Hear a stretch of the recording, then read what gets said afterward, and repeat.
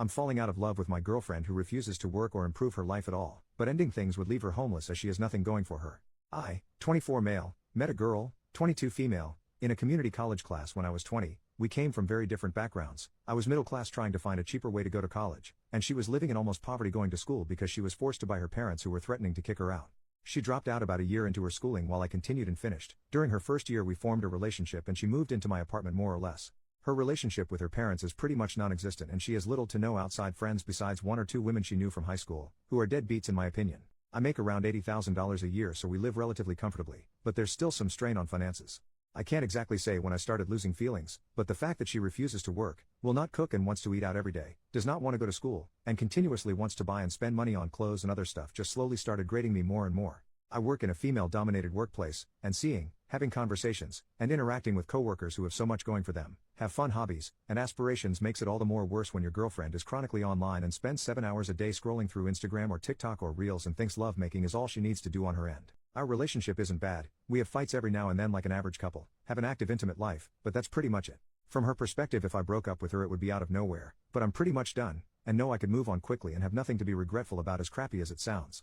The problem comes in her having no job, no finances, almost no friends, and no family support unit. I'm not a monster, I don't want to make someone virtually homeless, but I don't want to be stuck with someone who has nothing going for them either. I don't know what to do. Edit. Thank you for all the advice in this post. I'll talk to her tomorrow about this and start the process of working this out. Update the next day. When I made that post I was having an extremely bad day and didn't expect it to blow up like it did, so I don't think I was able to give her a fair defense. Also I got dozens of messages, ranging from asking me to hand out her contact info so they could take her in as a live-in girlfriend who satisfies all their personal needs, to helpful advice telling me to start hiding anything valuable. When I had said that she had come from poverty, her father is a laborer while her mother also lives a similar lifestyle to how she lives now.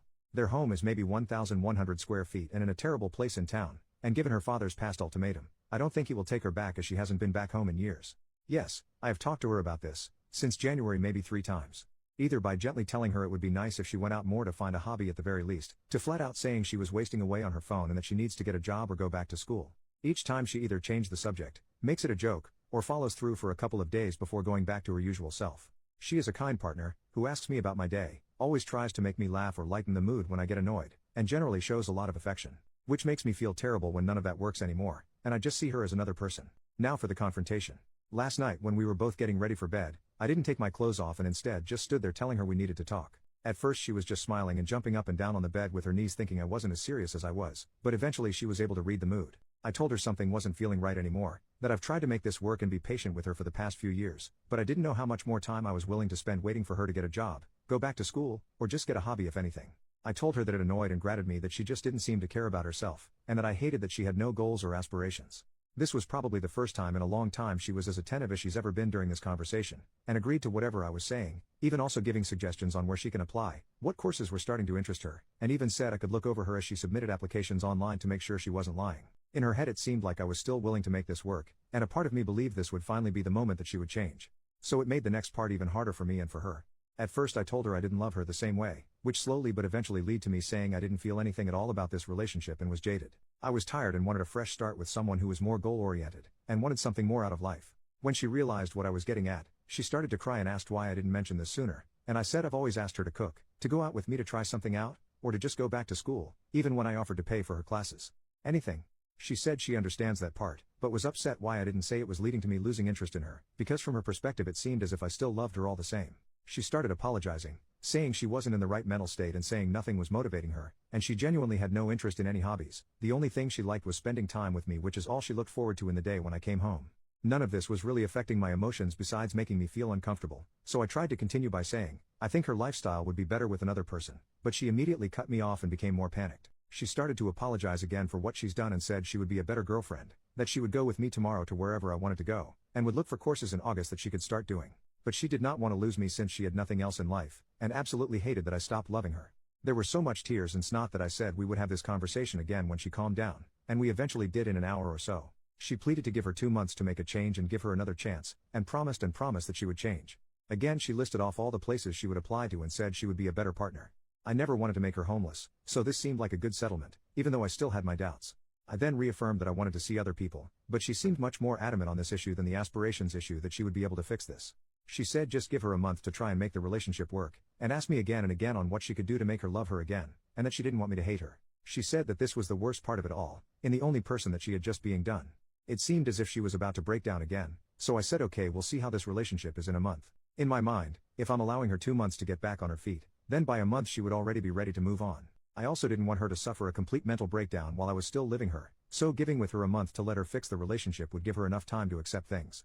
I slept on the couch last night, and will probably continue doing so for a while. She came out at about 3 a.m. wanting to talk some more, but I said I was exhausted and we would do it tomorrow. She then slept on the floor beside me for the rest of the night, apologizing again. When I told her to stop, she silently said okay and sobbed for a bit under her blanket.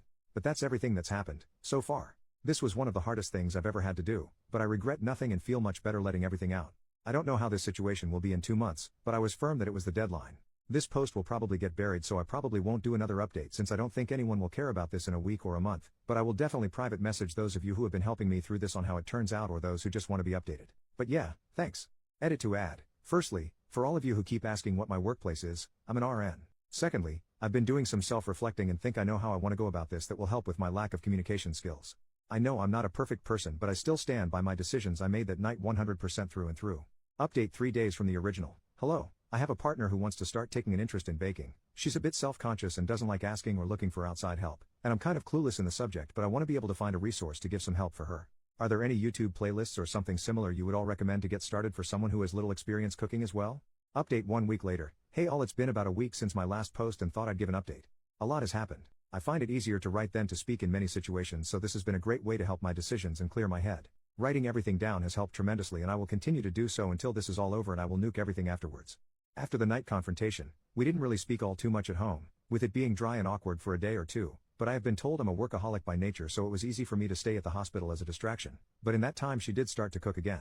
We weren't in the mood to go out to eat together. Eventually though, I sat down with her after she asked for a more thorough conversation on why I felt our relationship was failing. She promised not to cry or get upset, but wanted me to be 100% upfront so she had a better way of understanding, stating she wanted to try everything to fix this. I was really apprehensive about this, and I can't really explain why, but given being together for 4 years, I wanted to at least make an effort myself out of respect, even though a large part of me was angry for even doing so, as I feel I've never had the same from her. There have been many different camps in my last update, the main ones being kick her out immediately and leave her before it gets worse, try to find a way to fix our relationship, or end the relationship altogether but continue living with someone who would probably become absolutely neurotic. If I was going to let her stay for 2 months, I would absolutely not be dealing with that. I took consideration in all these main advice discussions and read through almost every reply, even the most assumptive, bizarre and downright unhinged Redditor takes. More importantly, I took heavy influence of those who have shared with me their past stories, which either led to them being stuck in loveless relationships for years or eventually being able to overcome their problems and have an even stronger connection. Thank you again for your private messages. I read through a lot of your lives. Now for our conversation.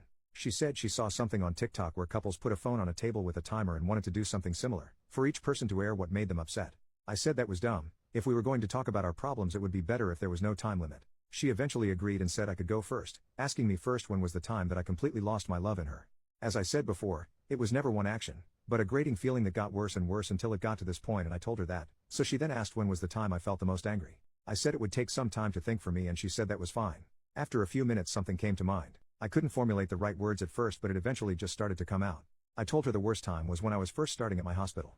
To keep it short, the tempo was brutal. It was constant work with little to no downtime, as I was constantly learning new things that school would have never taught me, while being expected to be able to handle it as a professional. It was without a doubt the most stressed I've ever been, and I feel like other RNs can relate here. That year hardened the way I think now. That hard work does pay off, if you have the drive and the passion. I told her I think that was when I started losing feelings the fastest, seeing her at home doing absolutely nothing.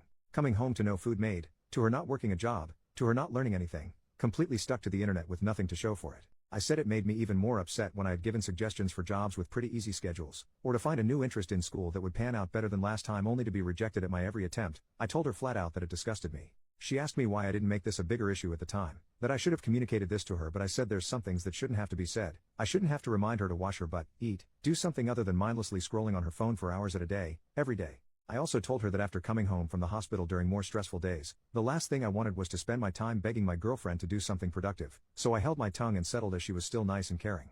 I had no other reasons to end it, and so the resentment grew worse from then on. It was around here that I became more mean to my regret now, but I will still input it as I have everything else. I told her that when she dropped nursing, I was upset since I felt that she was more than capable of doing what I had done. But after spending more time in the relationship, and spending more time getting to know her, I knew that with the type of person she was, there was no way she could have ever finished. Which is why I suggested easier and more laid-back jobs, less demanding majors for school. Shoot, even if she just cooked or found an interesting hobby at that point, I would have appreciated it. Still, she chose to do nothing for years. It's just the type of person she was and why I felt done for her romantically over time. She asked me if I hated her, and I said I didn't know. I told her she was very loving and kind, but I hated how she handled her life to this point. That I felt no ill will towards her after airing everything out, but I also felt nothing else. I just felt done and ready to move on. Throughout this conversation we kept eye contact, and there were times it seems like she would break, but like she said she remained as calm as she could while I said what I had to say. I told her I was done and she could say her piece now, but she asked if we could continue the conversation later and locked herself in our room for the rest of the day. The next day we sat down again and finished the conversation. She told me that she thinks she's depressed, saying that she didn't feel sad before that night, just had no motivation of doing anything. I had a couple of messages telling me to ask her to get tested for ADHD, but when I started bringing it up she was very adamant that is not something she felt comfortable with. I knew she didn't like needles or going to the hospital in general, but her flat out refusing to get tested for disorders when I told her it was not at all like a regular hospital visit surprised me. She asked me if she was able to change in her behaviors, would I give her another chance?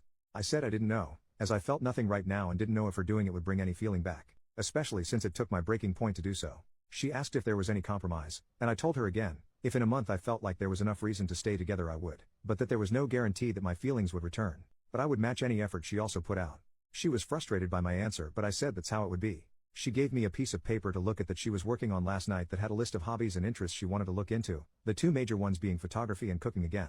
She told me that she was looking into these while also showing me her phone, giving proof that she was putting in applications on Indeed and Glassdoor for some entry-level positions that she might get hired in. I told her if she was able to show enough passion or interest in these hobbies that she showed, I would not care about her working, just anything to improve herself. But if she didn't do anything at all, then it would be best to look for a new job to help her if she moves out. I've also been asked in private messages if I have any personal friends to talk to. There's two female coworkers I confide some information in given how many hours we work together at our hospital, and who I completely trust as in my opinion they are extremely grounded. They both said I would eventually get love bombed and this would all go back to how it once was, and that I needed to stand firm with moving on. They're very helpful friends who have even offered to let me stay over for a few nights, giving the reason that I would fall for her manipulation if I continued being anywhere near her in their own words. But it didn't feel right since I'm still technically in a relationship, but I said I would consider it if the situation worsened. But again I find them grounded, so I always try to take their advice to heart. Despite numerous messages from you all privately or openly telling me that this will be a mistake, I want to make the attempt to give this one last try. Though I feel heavily closed and guarded and still feel indifferent with our current situation. But a lot of you have told me this can eventually change with enough work from both parties. I have also taken the advice of those saying to cut off lovemaking, which was my intention from the start anyway, by continuing to sleep in the living room. But each day she has been sleeping on the floor right below me even when I tell her I'd rather be alone with my thoughts, telling me this is something she would not accept. But that's everything so far. Next update will probably be at the month mark as there's nothing else I feel like I need to say for now, just waiting to see if things can get better now that we're working on this somewhat.